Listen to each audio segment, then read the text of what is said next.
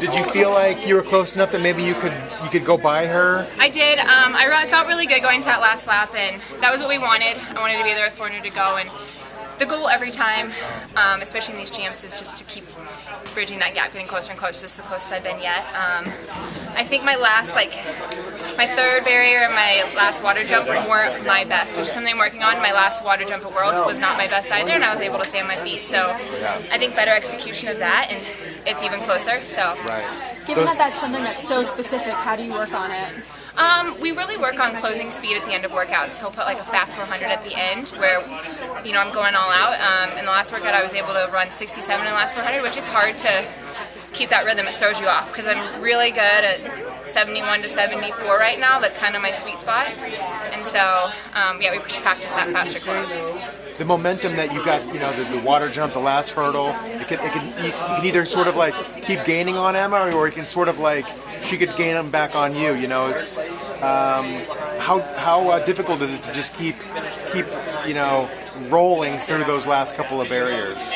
Yeah, it does get challenging because you have two things to focus on. You're trying to close that gap, but also execute. And so, I think it wasn't perfect on that today. Whereas previously, I've been pretty good at that. I think in 2016 that's what got me on the team, and that's what got me the NCAA record was the execution of that last 400. And I just need to keep working on it at that faster pace because with how the Diamond Leagues are going, obviously we've talked about we really want to go for sub 9, and there's a chance that we're going to have to run that 2:55 last K to get that. And so I'm going to keep working on that, keep practicing it. It sounds like you're encouraged because it was, like you said, the closest that you've been. Exactly, and it shows that Oslo was just in fact my opener, and that I really believed the chaos did affect my race, and I think today showed that, and that I'm right there with Emma. Worlds wasn't a fluke.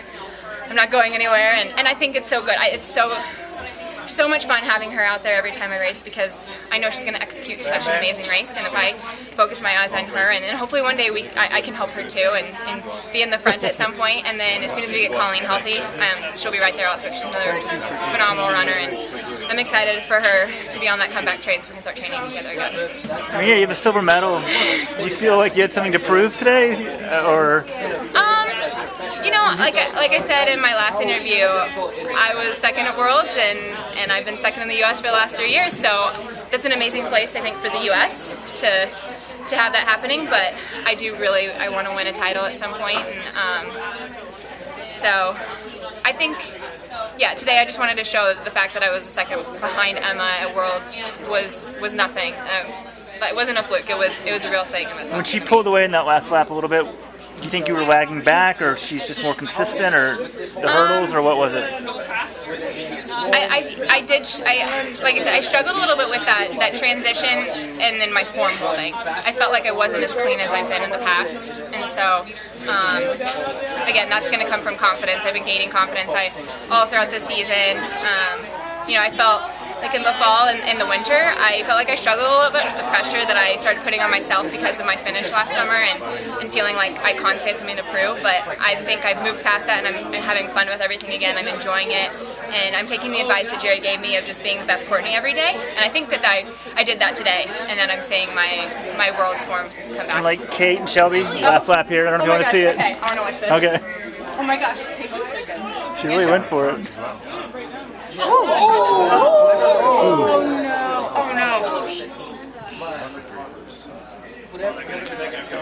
Oh, she went too soon.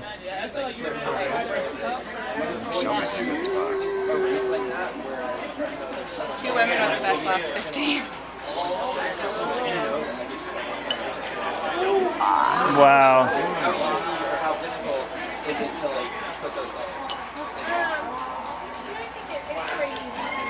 Nice.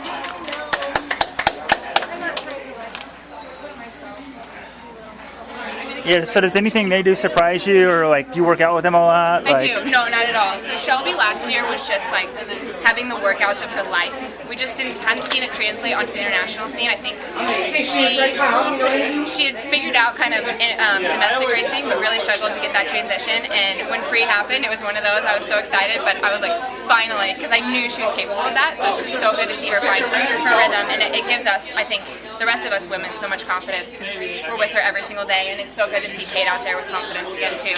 You know, our program is, I think, higher volume, and it's a lot, but she's done phenomenal with the transition, so I'm really excited for Kate also. Yeah, Kate really struggled till this meet. Yeah, I think, like I said, it's just been a lot of change, and I had a really hard time with the change too coming out of college. Just a lot of volume. These workouts were 100 times harder than what I was going through. But I've been talking with Kate a lot just about, like, you're doing so well, like you're handling this amazing, you're gonna see the breakthrough. So I'm just so excited for her today to see that confidence again. What's next for you? Oh, sorry. I head to Switzerland tomorrow, so we're gonna train St. Moritz for the next few weeks, and then Monaco. So I'm excited to be with Emma there again, and I think both of us have that same goal. It's not a matter, I guess, of beating one another. It's both of us trying to get under that 9-minute barrier, and then the men's steeple will be that day too. So let's hope we can make history twice with Evan going under 8. Looking back 4, 6, 8 years ago, what do you think your younger self would think both of your own success, but also just success in the distance events for the U.S. as a whole? I'd probably think it was crazy.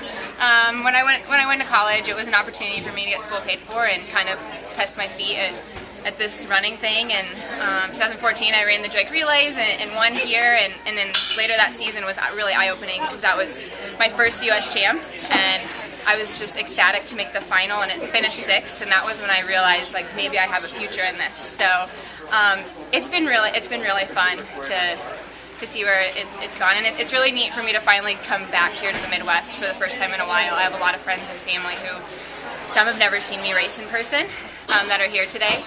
So it's been really awesome to share that with them. How big is your cheering squad out there? It's pretty massive. I've family, my husband's family, some of my husband's family's friends, a bunch of my old teammates, my former managers from the running store I worked at in Kansas City. So it's really cool that, you know, where I went to school is 3 hours from here because I have a lot of connections. Even though you said that you and Emma are kind of in this together, what does it take though for you to be one and her to be 2? Just continuing to build the confidence that I'm there. You know, I think really until last year, you know, I really did. I put her on a pedestal. I put her up here because she won her first national championship before I'd even run something over 800 meters on the track. Oh, wow. So, I don't blame you for yeah. So, you know, it's taken a long time. She was the person I was looking up to as soon as I started the event. So it's been different viewing her as someone that, you know, I am, you know, trying to beat in a sense. And so I'm finally feeling confident that I'm there and that one day it'll happen. And I think when it does, it's going to be an amazing thing for the U.S. because it's going to keep putting us on the map in the world. Did you ever ask for her autograph or have any posters or anything like that? No, but I do remember the first time I ever met her. It was 2013 NCAA Regionals. It was her last year in the NCAA. It was my first year making NCAAs. And we were in the same heat, and that day was super crazy. The meet got really delayed, and we ran at like 1 a.m. And first time I ever broke 10, and she turns around and she's like, "Did you make it?" And I was just like, oh, Emma Coburn's talking to me. And it took a second, but I just remembering how down to earth she was and just incredible, and it made me just an even bigger fan. So it's been really fun to now become friends with her, and, you know, I went to her race last year and got to hang out with her, and it makes it so much fun coming to these events too. It's like, yeah, we're competition, but we're also friends. You have the best view of watching Emma Coburn run, don't you? Exactly, yeah. So, and it's quite the person to be behind because I know she has amazing form, and she's the person that I looked at to learn to steeple. So.